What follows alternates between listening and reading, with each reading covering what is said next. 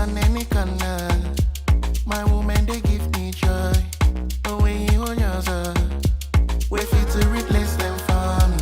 I know them go never leave me up till me 30. Now why we they call them? I try to go away, your man. Kaddu Jigéen.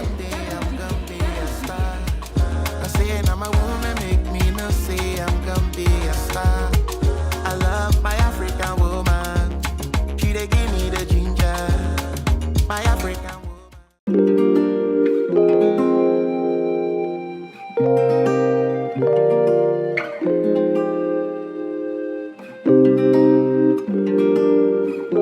di am contenté di leen retrouver ci seen émission Kaddu Jigéen tey nag mu nekk le dernier numéro de cette première saison de Kaddu Jigéen et on a eu à accueillir plusieurs grandes dames ici au parcours extraordinaire et exceptionnel moo taxoon nag mënuñu woon terminer sans parler d'intelligence artificielle te xam ngeen ko wax intelligence artificielle fii ci Sénégal ci mbirum soxna mënuñu dem te waxtaanuñu ak ki nga xamante ne moom moo di Ndeye Fatou Mboup Ndeye Fatou nag tey moom la ñu daal di invité mu nekk suñu invité bi nga xamante ne moom moo nar a tëj première saison wu Kaddu Jigéen mu ñu daal ko dadal fii nga xamante ne moom moo di hôtel Azalaï ci cadre bu rafet bii ngeen di gis Ndeye Fatou naka mu. maa ngi fi mairie. yaa ngi si jàmm. maa ngi si jàmm bu baax. décalage horaire bi sonal la trop. sonal na ma tamit. dégg naa Japon nga jóge. Japon laa jóge. nekk ci affaire yi rek. sonn rek ci intelligence artificielle bi. ci intelligence artificielle fu ñu jëm ak moom. En tout cas ñun moom wax dëgg neex yàlla ñu ngi siy def benn liggéey bu jéggi dayoo. mais vraiment il y a beaucoup de choses à faire. Surtout si côté jigéen ñi donc. métti na daal mais bon ñun on gère. looloo tax tey ñu indi leen femme et intelligence artificielle au Sénégal ou l'exclusion silencieuse des créatrices du futur. Oui, parce que ñoom ñooy ndaw yi nga xamante ne ñoom ñooy représenté ji ëllëg suñu dëkk ci mbirum intelligence artificielle xam ngeen nekk léegi intelligence artificielle dugg na dans nos vies à telle enseigne que mu nekk WhatsApp que mu nekk Facebook wala lépp lu ñu mën a utiliser même à travers nos vidéos day am ay générateurs donc tey il faut ñu waxtaanee li nga xamante ne moom moo di intelligence artificielle mais en rapport avec les femmes n'est-ce pas Ndeye Fatou. Ouais, mais balaa ñoo dugg loolu kan mooy Ndeye Fatou. alors bon déjà maa ngi tudd Ndeye Fatou Mboup je suis serial entrepreneur donc bu ñu déggee serial entrepreneur c'est comme serial killer mais bon du tueuse en série quoi. voilà ci côté positif bi donc du tueuse en série donc du ni ñu koy waxatee benn tueur en série mais entrepreneur en série donc serial entrepreneur mooy entrepreneur en série donc entrepreneur en série mooy koo xamee ni que day créer ay solutions créer beaucoup de start-up wala créer beaucoup d'entreprises dans le domaine du numérique parce que c'est la yëngu et je suis experte en intelligence artificielle au partenariat mondial sur l'intelligence artificielle. Inch'Allah. Et également, je suis consultante internationale en intelligence artificielle à la Banque mondiale et dans plusieurs projets ici au Sénégal avec plusieurs organisations mondiales. J'ai ouï dire que tu as été vice-championne ou en tout cas tu as eu la 3e place, c'est ça? Oui, en fait j'ai reçu le titre de la première Miss Génie Sénégal. Oui, Miss Geek Sénégal de l'histoire du Sénégal et également de la vice-championne d'Afrique des TIC. Donc TIC c'est technologie de l'information de la communication et également j'ai été 3e championne du monde des innovations. Bon, en somme j'ai reçu plus de 17 prix au niveau national, international grâce au leadership et aux nouvelles technologies. Et qu'est-ce qui t'a poussé vers ça, vers ces champs techniques? Parce que tu as été dans le big data, yaa ngi ci vraiment en fait yow yaa ngi ci ñankatang bi comme ñu mën a waxee am na ñoo xamante ne suñu genre ñun dañuy wër autour mais yow moom yaa ngi ci digg ñankatang bi donc qu'est-ce qui t'a poussé toi en tant que jeune femme vers ça? Alors en tant que jeune femme déjà c'est par curiosité. Dama dugg ci domaine bi parce que tout simplement dama gis ni que ce soit les big data mu nekk big data mu nekk intelligence artificielle mu nekk parce que je suis certifiée en système solaire et système satellitaire donc mu nekk domaine yooyu noonu yëpp man gëm naa ni bu ñu ko dëxëñee en fait ça va donner quelque chose qui va aider l'Afrique aujourd'hui à résoudre ses problèmes. Alors je le dis tout le temps il y a benn citation Steve Jobs boo xam ne daf ma inspiré tout le temps. Donc mu ngi wax ne your work is going to fill a large part of your life. And the only way to be truly satisfied is to do what you believe is great work. Okay. And the only way to do great work is to do what you love. If you don't find it yet, keep looking, don't settle. As with all matters of the heart, you will know when you find it. Alors si citation boobu noonu mi ngi wone en fait que ni nit da nga war a seet sa passion li nga bëgg.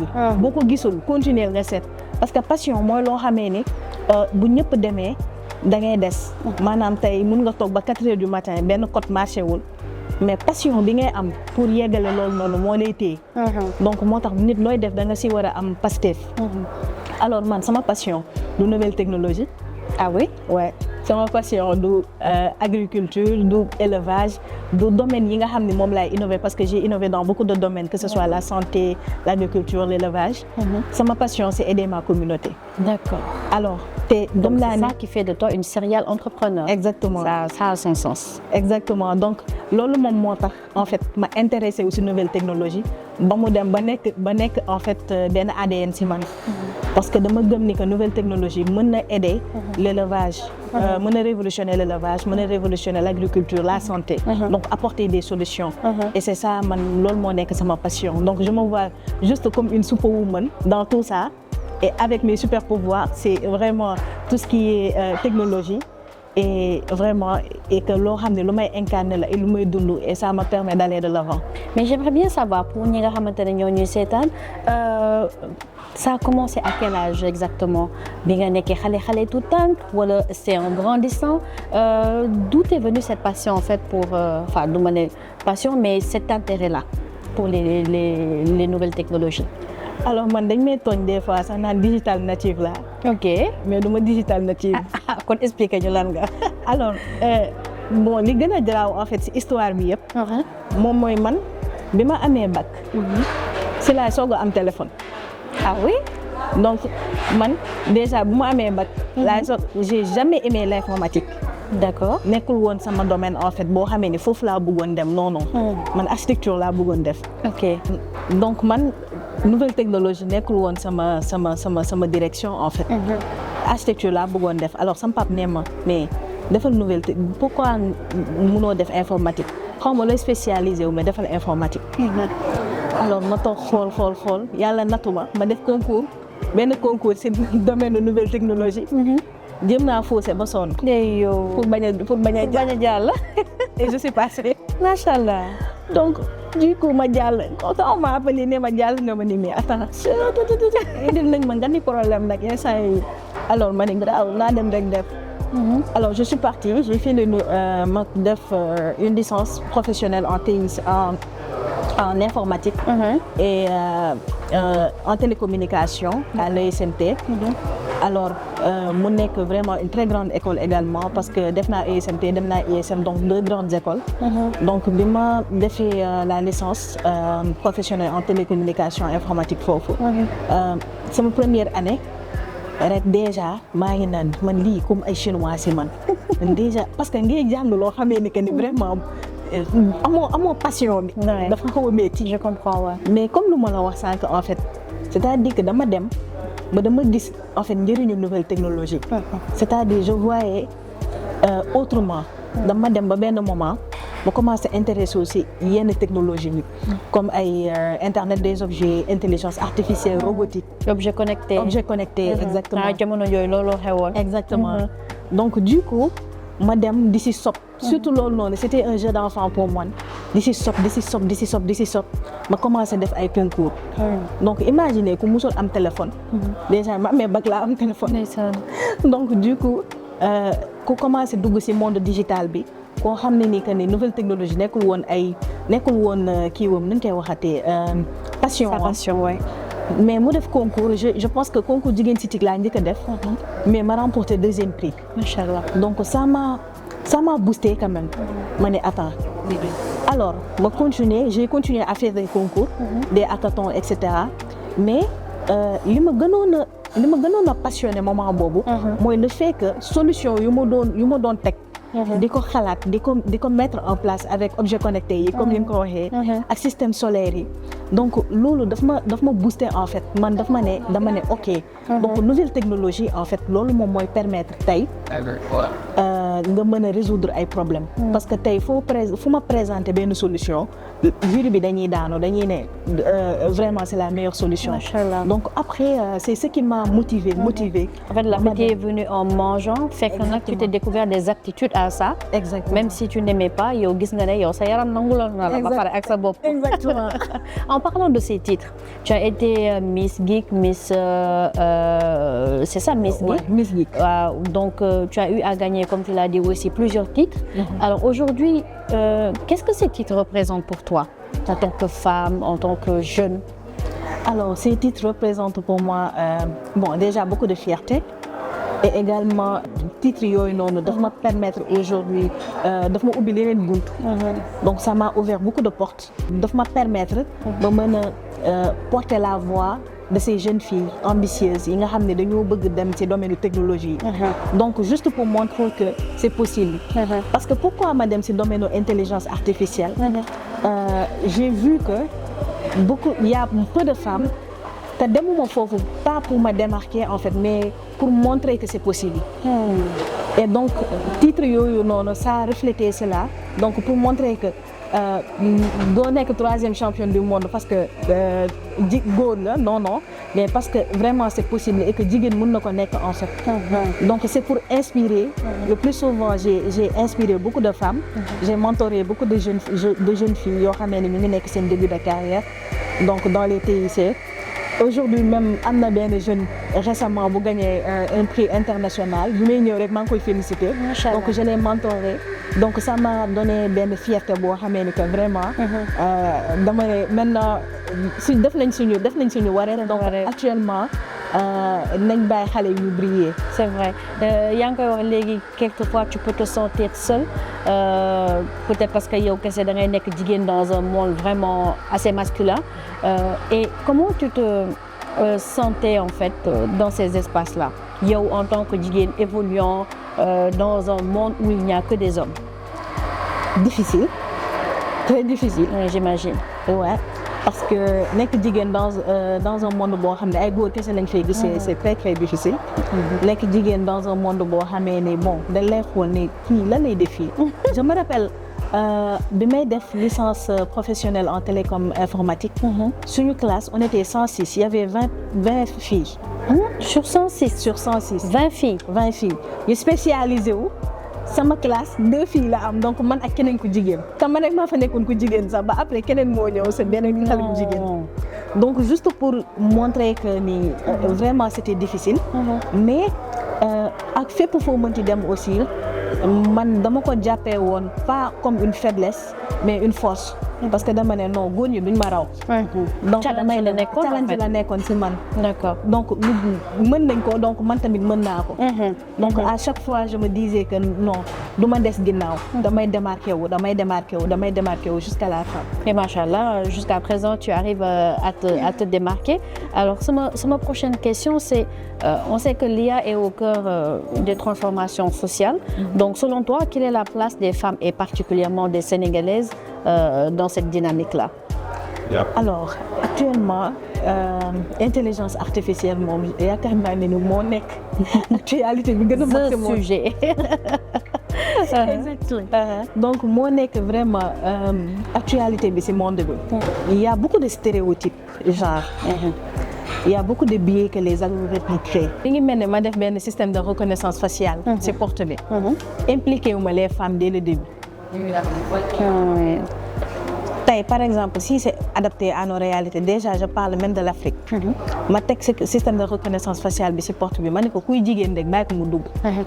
Mais ci système bi maa ngi décrire jigéen comme maanaam koo xamee ni que dafa def greffage genre maa ngi ko décrire jigéen. mooy prompt bi quoi li nga koy wax pour mu def ko. Donc du coup man su ma ñëwee muuru. taxaw ci porte bi daf may def erreur. Ok. Alors loolu benn la. Deuxièmement su ma ñëwee tey par exemple ma jëlaat beneen exemple muy voiture autonome bi nekk extérieur dañ ko concevoir de telle sorte que maanaam yow tey booy jéggi tali maanaam moom day rouler comme si chauffeur moo nekk ci biir. alors booy jéggi tali en Europe y a pas de problème mën na taxaw dëgg frein taxaw. bàyyi ñi jàll. mais boo nekkee noir da lay percuter parce que tout simplement li nga ko alimenté données yi nga ko jox di waxuñu ko nee ko koo xamee ni que ni peau noire la am. boole wuñ ko ci algorithme bi. donc du coup parce que Europe lañ ko defaree. ok et c'est pourquoi à chaque fois damay wax suñu développement. dans le domaine de l'intelligence artificielle suñu développement de ces systèmes là dafa war a développement dafa war a inclusif. c'est-à-dire bu fekkee jigéen ñi la. tey dañ leen a war a impliquer dès le début parce que déjà foofu mu ëpp ay problèmes. c'est vrai.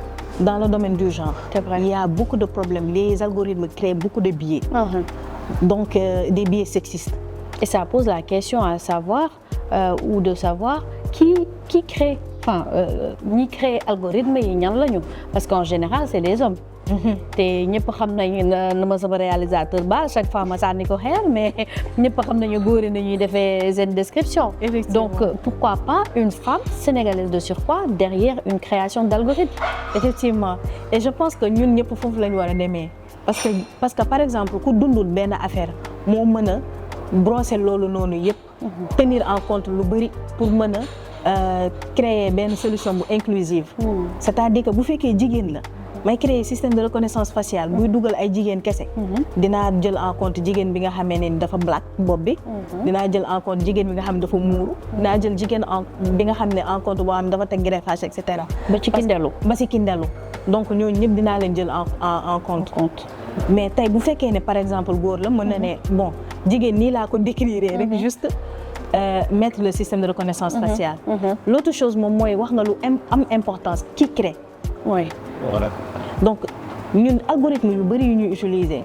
c'est à l'extérieur yoo xamee ni que ni moom la ñuy jël di ko utiliser di créer nos solutions. ok jusqu'à présent.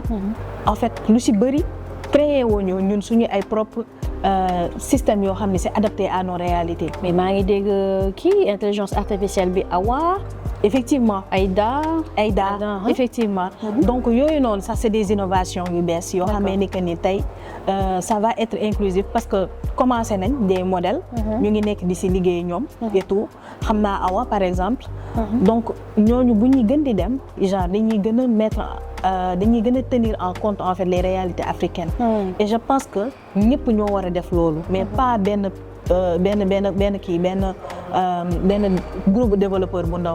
donc ñun ñëpp en fait dañoo war a adapter nos réalités pour mën a rendre ces solutions-là très très inclusives. Donc pour répondre à la question, placer la femme sénégalaise au centre de la création. Effectivement. Et parfois quand on parle avec des gens qui sont dans le domaine, dañuy faral di wax ne que les femmes sont souvent victimes d'exclusion silencieuse. Et toi en tant que femme, j'aimerais avoir ton avis dessus parce que je me pose la question, est-ce que c'est parce que c'est un problème de compétence, de représentation ou exactement, c'est quoi exactement? Bon, c'est du tout. ci li nga wax yëpp la ak leneen leneen loolu mooy leen alors déjà man je pense que c'est du tout man je pense que pas problème de compétence sax parce que jigéen ñi boo demee ci école yi ñi ngi nekk ñooy jël premier donc la tendance est bien renversée. Voilà donc si yenn concours yi sax des fois tu vois les femmes mais xam nga lan mooy problème bi commencer neex na de yeggale moo metti alors te yeggale boobu noonu il faut nga am benn ay soft skills pas hard skills. ok donc soft skills boo ko déggee moom mooy que la confiance en soi day dugg. tey jii nii développement personnel lu nit ki day dugg. leadership lu nit ki day dugg. te ñun suñu problème moom mooy jigéen ñi ñun suñu problème principal problème xam nga lan la.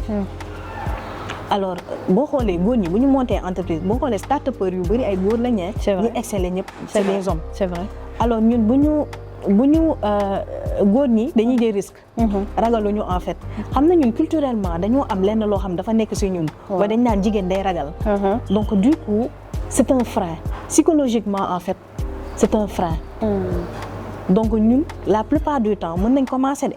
mais duñu yeggale mukk. donc barrière sociale ak culturelle day dugg. exactement donc aujourd'hui man je pense que si lu ñu war a gën a miser mooy soft skills yi c'est-à-dire ñu former les jeunes femmes ces jeunes filles là à vraiment dès le bas âge compétentes nañ ba pare nañ leen dolli compétence peut-être mais ñu mentorer leen accompagner leen jox leen ay fonds accompagner leen mais surtout miser ci seen leadership c'est-à-dire confiance en soi boobu day dugg da ngay gis benn jigéen boo xam day commencer projet sax ne man de man su ma marié est-ce que dinaa ko mën a régler laa doon jëm si ñoom il suffit que ñu am doom wala marié rek sama mbokku jigéen ñi tu les vois moins au devant de la scène effectivement moins au devant de moins en tout cas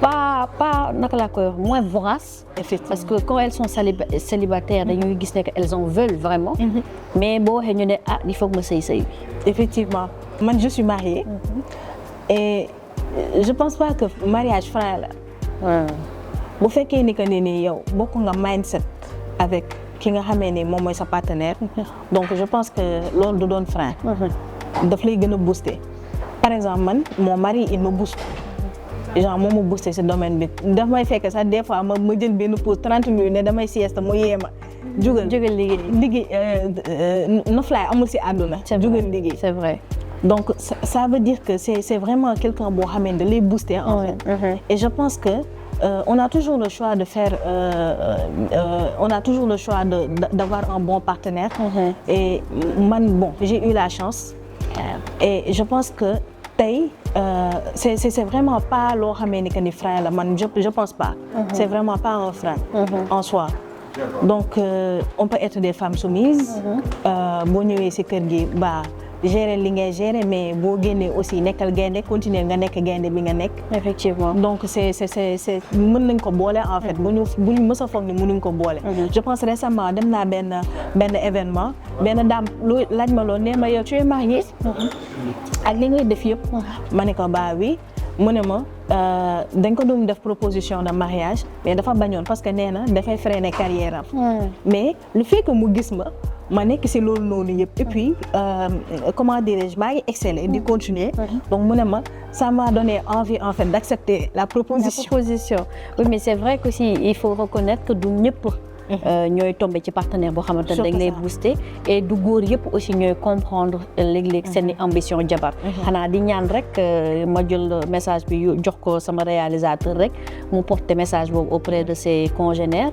nekk boo yoree soxna tamit mu am ay ambition da nga ko siy jàppale parce que loolu dafay permettre aussi famille bi gën a épanouir je pense que message boobu dina jàll dama wóolu sama réalisateur da koy jàllale léegi bëggoon naa aussi Ndeye Fatou ñu waxtaane ci volonté politique institutionnel bi est-ce que tu penses que eux ñoom dañuy participer à l'exclusion silencieuse wala ñu ngi jéem a def ay jéego pour génne les jeunes filles de ça bon ñu ngi def jéego yu bëri quand même si je prends au Sénégal il y a beaucoup de programmes quand même pour les jeunes femmes il y a beaucoup de programmes Senam mi ngi fii di def des programmes pour les jeunes filles dans les lycées avec professeur Maïmouna Diakhaté donc il y a d'autres initiatives comme Festic, il y a d'autres initiatives comme Jigéen ci TIC ministère bi mi ngi def des hackathons Jigéen ci TIC des journées de la fille dans les TIC donc juste pour inspirer donc ñu ngi def également d'autres hackathons d'autres concours dans ce domaine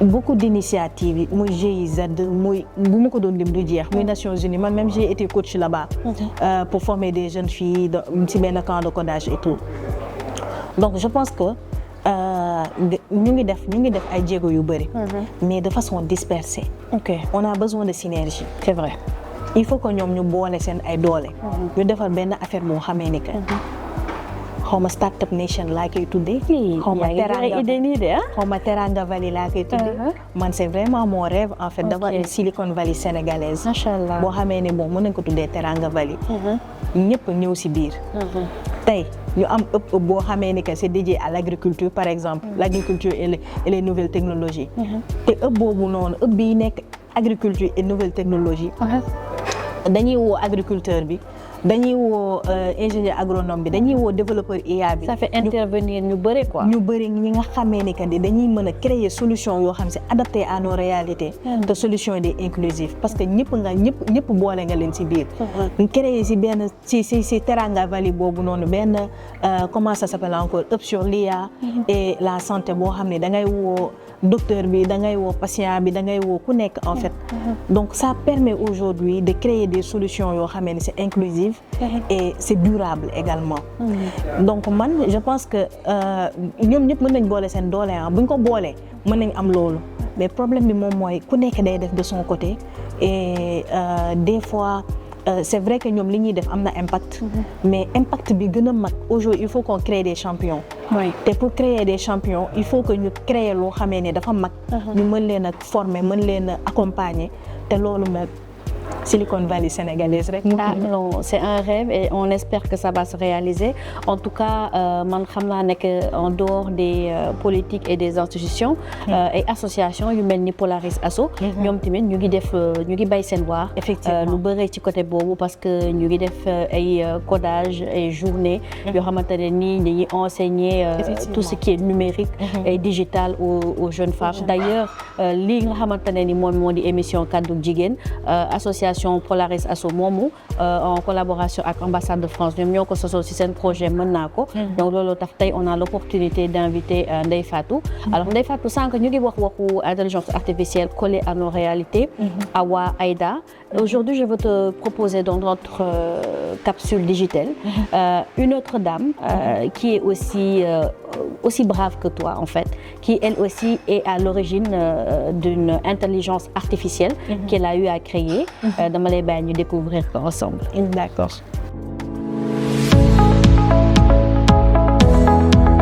Je me nomme Zangmeyo Melba Orly et mon rôle est d'être designer IA. Je conçois des intelligences artificielles à fort impact social.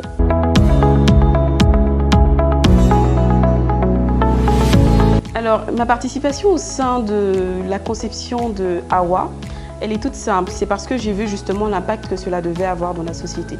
Il faut savoir une chose, c'est qu'en travaillant sur ce type de projet, j'ai réalisé très bien que nous étions égoïstes en fait. Égoïstes dans le sens où c'est uniquement une catégorie de personnes, donc celles qui parlent français et anglais, qui étaient mises en avant, mais celles qui parlaient les langues locales africaines n'étaient pas mises en avant par rapport à ce qu'on appelle la digitalisation. Donc un projet comme celui de Awa a pour objet justement et objectif de faire en sorte que l'on puisse réellement briser la barrière numérique.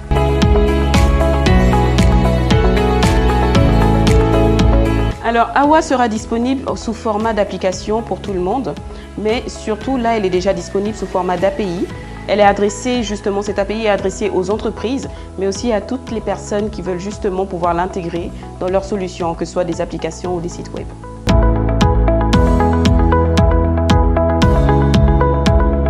Alors, très honnêtement, quand tu travailles sur une IA qui parle les langues locales africaines, c'est un challenge. Parce que la vérité, c'est que nous n'avons pas encore de dataset, donc de corpus en fait en Afrique. Comme on le dit, la tradition, elle est orale. En Afrique, elle n'est pas écrite. Donc c'est à peu près vraiment difficile. Et l'autre challenge a été de numériser le tout.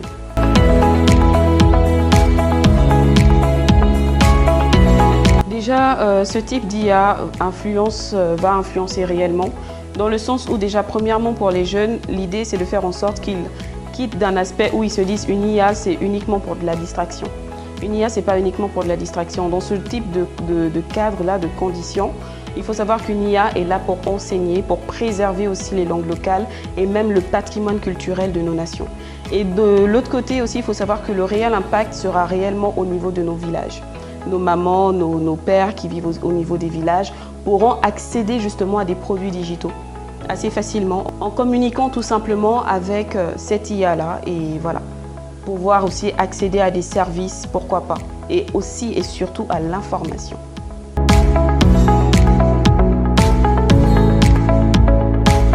Alors la place de la femme dans le domaine de la tech au Sénégal, pour moi, malheureusement, elle n'est pas encore assez présente. Il faut plus de présence de femmes dans le milieu de la tech. Surtout, je sais qu'il y a des profils très favorables, très indépendants, etc. mais qui ne communiquent pas suffisamment. Donc c'est assez compliqué de savoir et de repérer ces talents-là. Donc voilà, on se sent un peu seul par moment, mais je sais qu'il y a des talents qui existent et il faut juste qu'elles se dévoilent.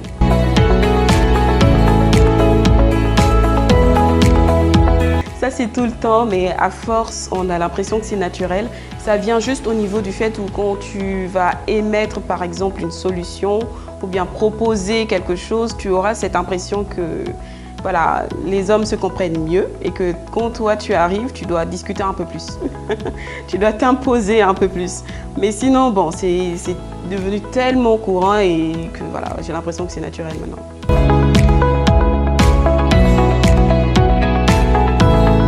Déjà, il faut savoir qu'une IA telle que Awa ou bien une IA qui apprend les langues locales africaines et qui est à disposition de la population et surtout de la femme peut aider dans le sens où déjà, premièrement, comme je l'ai dit, c'est l'instruction.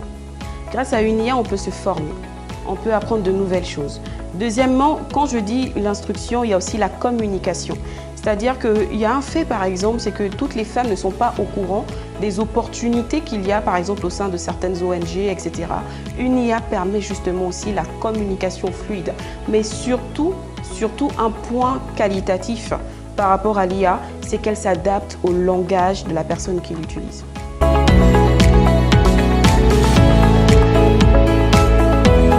Alors pour se lancer dans le domaine de l'IA ou bien dans celui de la tech en général, le conseil que je donne premièrement c'est aimer vous former.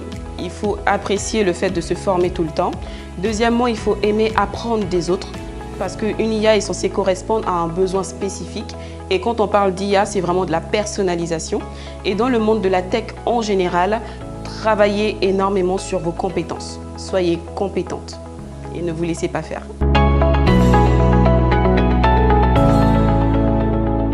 Voilà, avec un grand plaisir, on découvre Melba Orly, qui est la créatrice de l'intelligence artificielle Awa. Alors, yow boo gisee lu mel nii comme suñu capsule bii di digital, quelle est ta réaction? Déjà, je ressens beaucoup de fierté. yaa ngi may tooñ sax naan ma yaa ngi sourire rek. C'est vrai, yaa ngi ko doon seetaan di sourire. waaw vraiment parce que fierté la nga gis des jeunes yoo xamee ni. conscient nañ ci développement ak utilisation intelligence artificielle.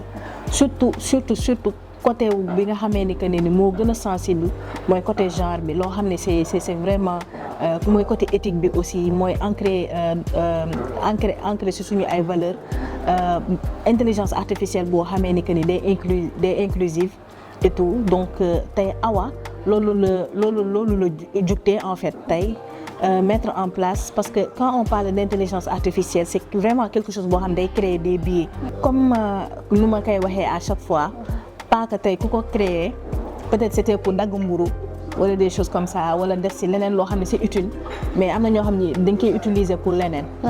Par exemple côté bu négatif donc lépp loo gis am na benn côté bu positif ak côté bu négatif. Et intelligence artificielle am na côté boo xam ne dafa positif. am côté boo xam ne dafa négatif. donc bëri na tey luy xew ci internet bi des deepfakes. yoo xamee ni que xale yi ñu ngi koy def te conscient wuñ ci sax dañuy jël benn mag defal ko benn mbalax muy fecc benn kilifa. donc c'est vraiment des choses yoo xam ne ñoom conscient wuñ ci te loolu noonu manqué cadre gouvernance sur l'intelligence artificielle waral na ko mais dinaa revenir foofu noonu mais juste pour rebondir ci Awa tey en fait ñun lu ñu war a mettre en place.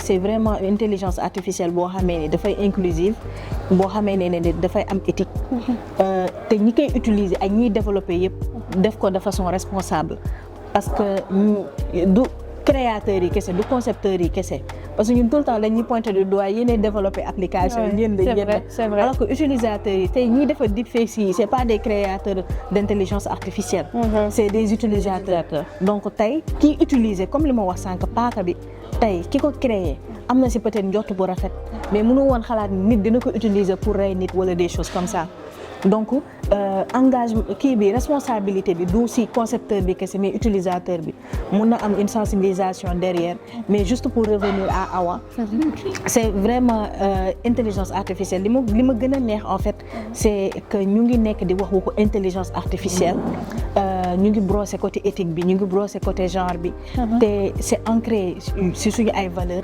c'est ancré ci benn diversité culturelle boo xamee ni que Afrique moom bu ñu ko waxee rek tout le temps on parle de diversité culturelle te qui parle de diversité culturelle suñu langue yi moo gën a am importance te tey Awa bëri na fii système yoo xam mën nañ ko utiliser tey par exemple mën nga dem dugg Google taper bëgg am li nga bëgg et cetera inclusion bi Awa bi innovation bi nga xamee ni que ne moom la Awa apporté li mu gën a brosser en fait mooy inclusion numérique donc inclusion bi moom mooy maanaam tey képp koo xamee ne mi ngi ci benn dëkk boo xamee c'est éloigné mi ngi nekk ba Kirikoro mën na utiliser application pour demander des informations soxlawul dem Google di taper donc ça loolu dafa tënk en fait Awa dafa tënk lépp en fait dafa tënk li nga xamee ni que ni moo gën a sensible mooy vraiment l'accès à l'information parce que nit ñi bëgg nañ xam mais amuñu accès à l'information léegi moom dafa jël loolu noonu yëpp digitaliser ko benn mais ba pare inclure ci langue locale et c'est très très important donc ça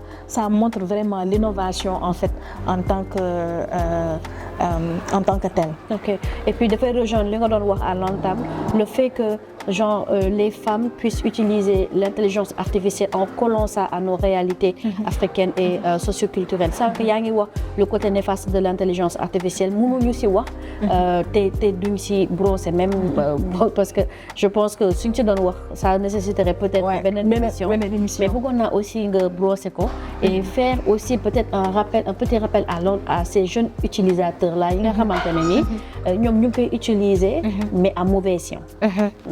Alors déjà ñun amuñu cadre maa la ko doon wax sànq c'est vrai je pense si discussion coulisse bi maa lay wax ne la parce que maa ngi nekkoon Japon ñi ngi nekkoon doon def benn innovation workshop dans le domaine de l'intelligence artificielle mais sur plusieurs domaines déjà langue yi sax ci la bokkoon donc pour wane ni que ni c'est vraiment un problème ba léegi donc open source logiciel open source yi tamit c'est autre chose donc ñu ngi ci liggéey également mais li ma gis également mooy par exemple man groupe bi ma bokkoon on était en train de mettre en place outil boo xamee ne day def interopérabilité des cadres de gouvernance dans le monde ci domaine intelligence artificielle li ma gën a métti mooy maa ngi dem groupe boo xamee ni que vraiment ñëpp am nañ cadre mais Afrique amul cadre waxuma sax Sénégal mais Afrique amuñu cadre on n'a pas encore de cadre peut-être UN advisory body bi génnee nañ ko kii comment ça s'appelle encore Nations Unies ñi ngi liggéey ci benn stratégie continentale et tout donc loolu noonu peut-être dinañu sauver mais tey par exemple Sénégal amuñu cadre de gouvernance te loolu noonu tant que amaguñ ko mënuñu réguler intelligence artificielle on va pas parler ça de réglementation parce que ça freine l'innovation mais on va parler plutôt de régulation parce que pour que jeunes yooyu noonu arrêter vraiment li ñuy def il faut que mu am ay garde-fous yu ñuy teg leneen ku def lii dañ lay def lii donc boo leen sensibiliser sax xanaa ma sensibiliser leen rek leen vraiment arrêté leen benn Ndeye Fatou boo leen di jël tegal ko mbalax fii muy fecc te Ndeye Fatou du fecc xamul fecc donc vraiment c'est très très sensible parce que day atteindre vraiment intégrité ak yu bëri yoo xam ne ci nit ki la donc vraiment nañ ko arrêter et puis ñu xam ni que amul sens en fait intelligence artificielle bëri na njëriñ bu mu mën a def mën ngeen ko utiliser développer seen dëkk on a beaucoup de challenges dans le domaine de l'agriculture vraiment ci communauté yi ci santé bi donc utiliser leen ko ngeen dimbale population bi il n'est pas vraiment pour fort soxla nañ ko léegi dama bëggoon ñu dugg ci kaddu Ndeye Fatou parce que xam nga ne suñu émission bi en fait dañu am benn partie boo xamante ne kaddu invité gi la donc tey yow yaay suñu invité 3 questions la yoo xamante ne dañ la koy poser mais tu réfléchis pas dañ lay poser rek question réponse tac donc amul développé amul dara bon bu la neexee peut-être mën nga un petit développement mais voilà c'est vraiment 3 questions yoo xamante ne ni ça nous permet de clore l'émission et de dire tey li mooy kaddu Ndeye Fatou donc pare voilà alors la première question alors bien vrai que tu sois jeune mais tey boo amoon conseil boo xamante ne da nga koy jox à la petite Ndeye Fatou quel serait-il petite Ndeye Fatou man comme bu ma nekkee xale waaw yow en fait xam nga yow instant yaa ngi ni en tant que Ndeye Fatou mais tey peut-être regret la wala dara waaw loo xam ne en arrière voilà remonter le temps quoi waaw alors bu ma amee conseil bu may jox petite Ndeye Fatou ci jamono yu njëkk yi. Bon c'est juste may topp sama intuition. Machallah. Suivre mes intuitions. Et aller foo xamee ni que ni nit du ko xalaat. Et puis bañ a xaar kenn ci dara pour defar dara. Très bien. Donc foncez. Bañ a xaar kenn. Foncez, c'est important.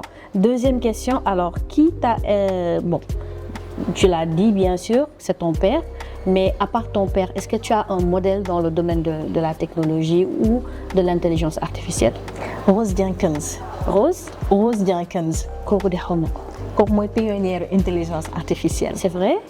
Elle est décédée. Donc moi j'ai remporté un prix qui s'appelle Rose Jenkins. Xaw ma woon que Rose Jenkins. Mais le prix m'a inspiré. Parce que maa ngi nekkoon ci domaine objet connecté yi et tout. Mais Rose Jenkins daf ma inspiré en fait parce que dama gagné prix bi ñu ne prix bi na leen inspiré ma ni mais c'est qui Rose Jenkins en fait. J'ai gagné un prix Rose Jenkins mais c'est qui parce que concours national la woon. Alors ma dem xooli ji kan mooy Rose Jenkins ma gis pionnière de l'intelligence artificielle et cetera ma ne mais attends. Elle est de quelle nationalité? Elle est sénégalaise. Ah oui? Ouais. Rose. Ouais. Ok. Il y a même je pense une université qui s'appelle bon je sais pas leeruma mais je pense qu'il y a une université qui s'appelle Rose Jenkins au Sénégal. D'accord. Mais man moom dinaa ko tuddee université wala laboratoire. Parce que vraiment elle m'a inspirée. Puis c'est vraiment une grande dame qui a fait les grandes écoles mu nekk Sénégal mu nekk Paris bon man même bu fekkee ni man je suis une produit type benn pur produit école sénégalaise là. Mais vraiment son parcours m'a inspiré. Et surtout dans le domaine de l'IA ma ne non man tamit dama bëgg nekk Rose Jenkins. Inch'Allah. Gëm naa ne di nga ko nekk. Alors, si rien ne change, à quoi ressemblera le paysage tech dans 10 ans? Paysage tech boo xam ne du bëri jigéen. On n'aura pas beaucoup de femmes. Si rien ne change également, on n'aura pas des solutions qui sont inclusives. Si rien ne change, on n'aura pas, on aura échoué sur la responsabilité de l'intelligence artificielle. Et vraiment, on a besoin de changer cet aspect. Donc, je pense que je l'ai déjà brossé. Mais on a vraiment besoin de changer dans tout ça. D'accord. Et alors, on a beaucoup parlé de tes réussites, machallah, mais jusqu'à présent, jusqu'à ce stade plutôt, quel a été ton échec ou ton plus gros échec, s'il y en a eu, bien sûr? Oui, si, parce que parcours bu nekk am na échec aussi. Effectivement. Alors, sama échec bu gën a mag, je pense que c'est vraiment d'avoir cru que l'excellence suffisait.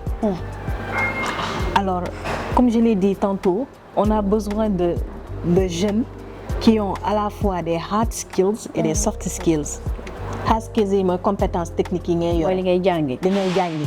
Tey jii nii mën nga IA ok mais soft skills si dafa xaw a rattaché wu bon leadership la en fait leadership la vraiment. pour généraliser ko. te leadership boobu noonu dafay par exemple permettre ngay déléguer des choses comme ça. Comment je vais expliquer le truc? Voilà. Apprendre à déléguer, apprendre à faire confiance à l'autre. Exactement. Tout en ayant confiance en toi-même. Exactement. Alors man dama nekk koo xam ne dama xaw a speed en fait ci li may liggéey. Donc du coup dama demoon en fait ba ñëwee ni dañoo yéex ci man. Donc la plupart du temps nit bu waree def dara sax dama koy def. Alors que dama waroon jàng en fait comment déléguer. pour que may mën di def lu bari. Donc je pense que loolu moom moo nekk sama échec bu gën a mag. Et que après j'ai commencé à déléguer, à motiver et à faire confiance, surtout ça, parce que lépp confiance là en fait. C'est vrai, c'est pas évident de déléguer, surtout quand tu le dis, tu as tes hard skills et que peut-être nit ki nekk en face yow capacité bi nga am à comprendre, à avancer peut-être moom amu ko. Donc loolu tamit dafa bokk ci liggéey ou bien évoluer ensemble au sein d'une entreprise ou en tout cas d'un projet. On est arrivé à la fin de l'émission. Tey ban moo nga mën a jàpp comme on est à la fin de l'émission boo xamante ne mën nañ ne moom mooy kàddu Ndeye Fatou. Alors sama kàddu moom mooy déjà exceller, oser ba pare parce que je lance un message aux filles. Oui. Alors oser excellez, croyez en vous. loolu mooy message bi ngay def Fatou. Waaw. man dama am sama question boobu chaque fois dama koy jox sama invité yi soo amee message booy wax une jeune fille comme Fatou bëgg a dugg ci intelligence artificielle. Alors une jeune fille comme Fatou bëgg a dugg ci intelligence artificielle dama koy wax mu oser déjà. mu exceller. ba pare mu gëm boppam. Parce que loolu kese moom mooy tax mu démarqué wu. amul beneen secret. da ngay am compétence technique ba pare.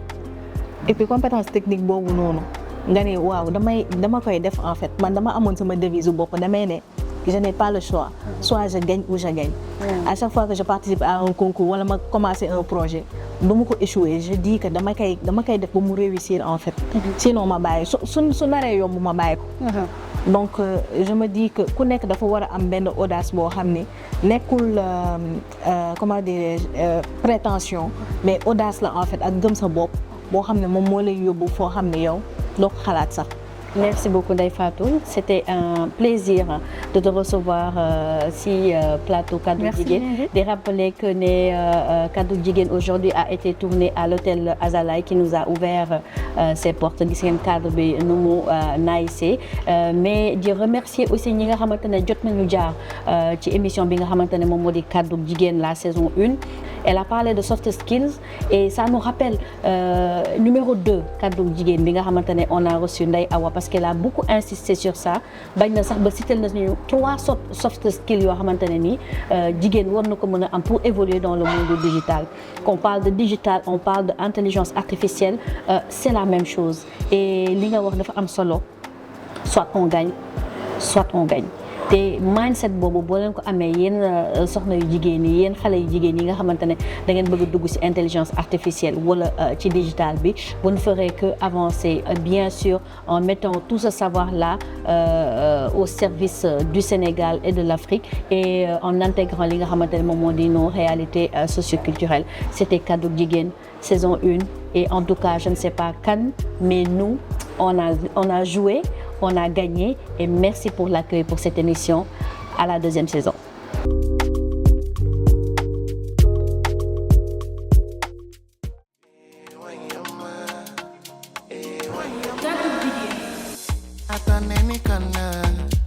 My woman they give me joy. Oh, when you hold yourself, we fit to replace them for me. I know them gonna never leave me up to me dirty. Now why we they got